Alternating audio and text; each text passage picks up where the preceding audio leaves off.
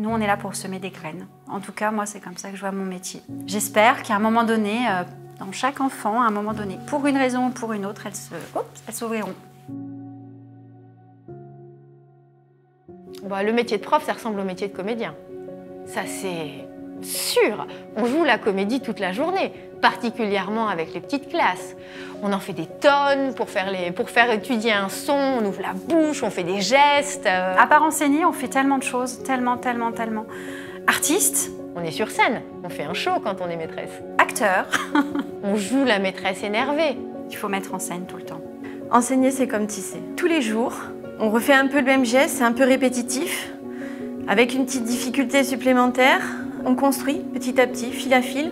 Il y a des enfants qui vont se bloquer, donc il va falloir trouver, peut-être débloquer la machine pour faire autrement. Notre métier, c'est vraiment d'amener chaque enfant, ils sont tous différents, de les amener le plus haut possible. Les maths, le français, l'anglais, l'histoire, la géographie, la lecture, les arts, on jongle. Oui, voilà, on jongle. On est jongleur. Alors pour moi, la plus grosse qualité pour devenir prof, c'est être patient. S'adapter et créer quelque chose de nouveau parce que chaque classe est unique. Et une classe en début d'année n'est pas la même qu'en milieu d'année.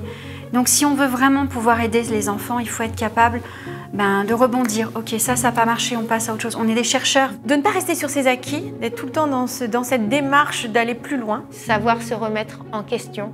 Un échec n'est pas un échec. Que si ça ne fonctionne pas, non, on va trouver d'autres moyens. Il faut aller vers les nouvelles applications, il faut oser remettre en cause ses pratiques. C'est notre devoir d'arriver à comprendre pourquoi l'enfant là n'y arrive pas et trouver la petite chose, l'aide qui lui sera utile pour pouvoir progresser. C'est un métier où je me sens utile et puis je me sens bien à faire ça, surtout avec des enfants de niveau CP. On voit vraiment l'effet des apprentissages, quoi.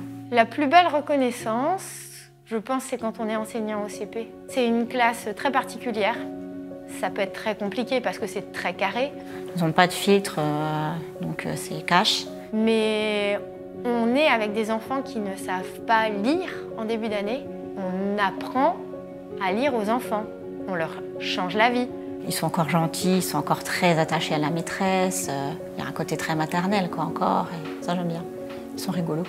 Dans mon métier, j'aime quand un enfant qui est en difficulté réussit. C'est un peu magique. On ne sait pas toujours à quel moment ça va se produire. Mais un jour, il y a une petite lumière dans les yeux des enfants et on se dit « ça y est, cet obstacle est passé et on va y arriver ». La plus belle reconnaissance, c'est quand on voit qu'ils ont le sourire en nous disant « Maîtresse, j'ai réussi !» Mon métier m'anime, me rend heureuse. Il n'y a pas un jour où je viens à l'école sans être heureuse. Pas un jour. C'est jamais arrivé en 14 ans. Donc c'était pas une vocation, mais par contre c'est une évidence.